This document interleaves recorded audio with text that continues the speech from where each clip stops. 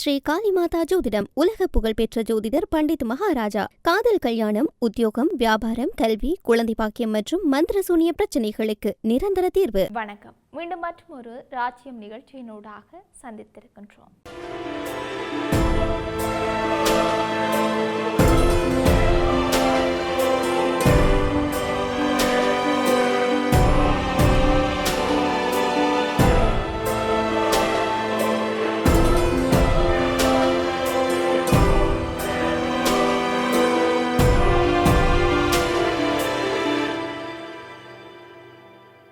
போர் குறித்த உடன்பாடு எட்டப்படுவதற்கு முன்பு அமெரிக்காவும் ஈரானும் இன்னும் பல முட்டுக்கட்டைகளை தீர்க்க வேண்டியிருக்கின்றது என்று அமெரிக்க துணை ஜனாதிபதி ஜே.டி. வான்ஸ் கூறியிருக்கிறார்.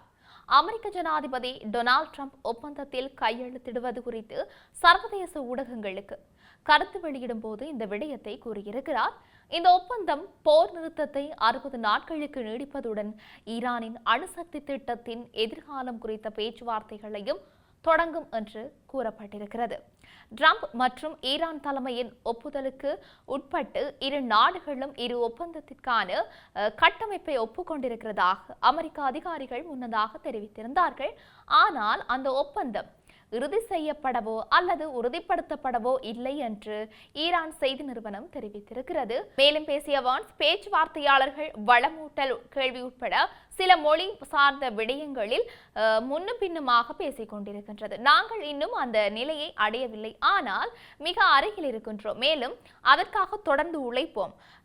கோட்பாட்டளவில் அணு ஆயுதங்களை உருவாக்க பயன்படக்கூடிய அதிக செறிவூட்டப்பட்ட யுரேனியத்தை உற்பத்தி செய்வதை நிறுத்துமாறும் தற்போது கையிருப்பில் இருக்கின்ற அதனை அப்புறப்படுத்துமாறும் ஈரானிடம் அமெரிக்கா நீண்ட காலமாக வலியுறுத்தி வருகிறது.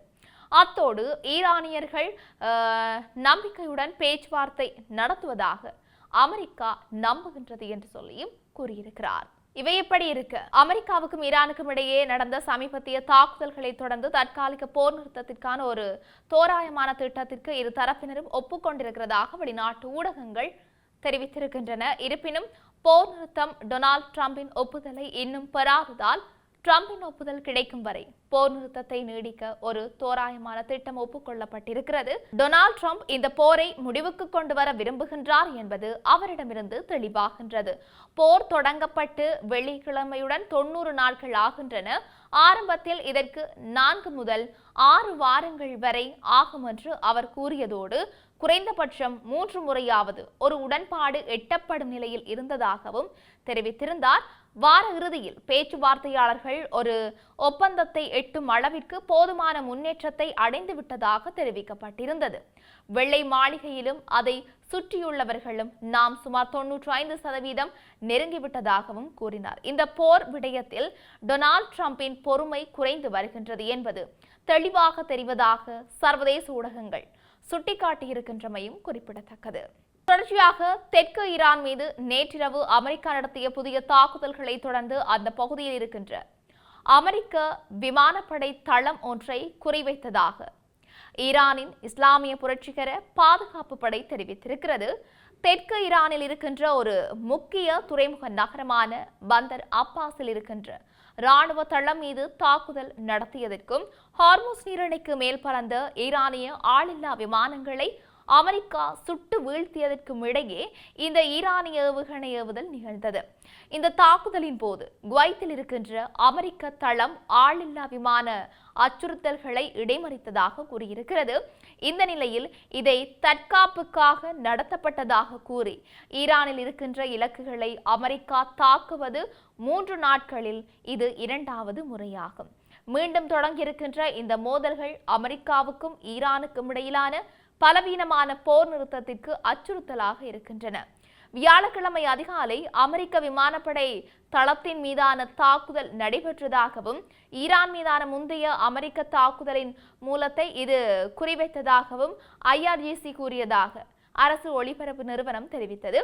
ஹார்முஸ் நீரிணையிலும் அதன் அருகாமையிலும் தெளிவான அச்சுறுத்தலை ஏற்படுத்திய 5 ஒருவழி தாக்குதல்களை ஈரானிய படைகள் ஏவிய சில மணி நேரங்களுக்கு பிறகு குவைத் மீது ஈரான் நடத்திய தாக்குதல் ஒரு கொடுமையான போர் நிறுத்த மீறல் என்று அமெரிக்கா மத்திய கட்டளை பிரிவு தெரிவித்திருக்கின்றது. இதில் அனைத்து ட்ரோன்களும் இடைமறிக்கப்பட்டதாகவும் பந்தர் அப்பாஸில் இருக்கின்ற ஈரானிய தரைக்கட்டுப்பாடு தளத்திலிருந்து ஏவப்பட்ட 6வது ட்ரோனும் தடுக்கப்பட்டதாகவும் அது தெரிவித்திருந்தது. சென்காம் தன்னுடைய நடவடிக்கைகளை அளவான முற்றிலும் தற்காப்பு சார்ந்த மற்றும் போர் நிறுத்தத்தை நிலைநிறுத்தும் நோக்கம் கொண்ட நடவடிக்கைகள் என்றும் இதனை விவரித்தும் இருக்கின்றது.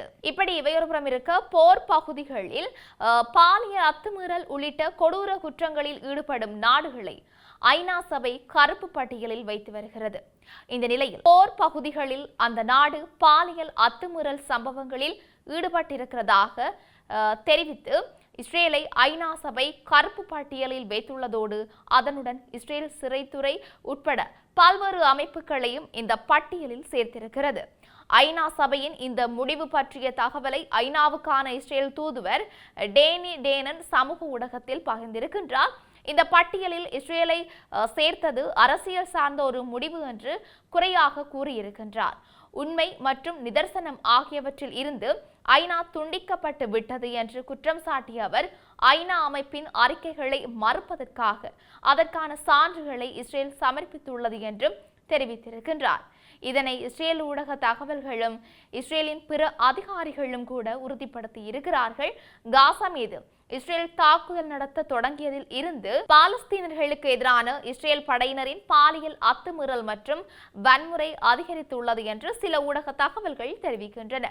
இது பற்றிய ஆய்வில் வெவ்வேறு தடுப்பு முகாம்களில் சிறை வைக்கப்பட்ட 75 பெண்களில் அனைவரும் பாலியல் அத்துமீறல், பாலியல் துன்புறுத்தல், பாலியல் ஏய்ப்பு மற்றும் அவமதிப்பு உள்ளிட்டவை நடந்துள்ளன என்று தெரிவித்திருக்கின்றனர். இவை தனிநபர்கள் அல்லது தனிப்பட்ட சம்பவங்களாக இல்லாமல் நன்றாக திட்டமிடப்பட்ட சம்பவங்களாக நடந்திருக்கின்றன என்று சொல்லியும் தெரிய வந்திருக்கிறது. இதனை நெதர்லாந்து நாட்டைச் சேர்ந்த பெண்களுக்கான சட்ட உதவி மற்றும் கவுன்சிலிங் மையத்தின் உறுப்பினரான கிபாயா கூறுகின்றார். இதில் இஸ்ரேல் ராணுவ வீராங்கனைகளும் ஈடுபடுகின்றனர் என்ற அதிர்ச்சி தகவலையும் வெளியிட்டிருக்கின்றார். இவை இப்படி இருக்க, ஈரான் அணு ஆயுதங்களை தயாரிக்க முற்படவில்லை என்ற தன்னுடைய சமீபத்திய உறுதிமொழிகளை ஈரான் ஜனாதிபதி மசூத் பெசஸ்கியான் மீண்டும் வலியுறுத்தி இருக்கிறார். இதன்போது பிராந்தியத்தில் நிலவும் ஸ்திரத்தன்மைக்கு இஸ்ரேலை குற்றம் சாட்டியிருக்கிறார். இது தொடர்பில் ஈரான் அரசுடன் தொடர்புடைய செய்தி நிறுவனம் வெளியிட்ட கருத்துக்களில் அமெரிக்காவுடனான தற்போதைய பேச்சுவார்த்தைகள் குறித்தும் குறிப்பிடுவது போல், நாங்கள் அவமானகரமான ராஜதந்திரத்தில் ஈடுபடுவதில்லை. உலகின் மிக வலிமையான சக்திக்கு எதிராக நாம் நின்றால் அதன் சிரமங்களை நாம் ஏற்றுக்கொண்டே ஆக வேண்டும். நாம் சண்டையிட்டு விட்டு இந்த செயல்முறை முன்பை போல இயல்பாக இருக்கும் என்று எதிர்பார்க்க முடியாது என்று சொல்லியும் அவர் மேலும் கூறியிருக்கின்றார். இப்படி இருக்க, உலகளவிய ரீதியில் இனிமேலாம் நடக்கப் போகின்றது என்று நாங்களும் பொறுத்திருந்து பார்க்கலாம். மீண்டும் மற்றொரு பதிவினூடாக சந்திக்கலாம். வணக்கம்.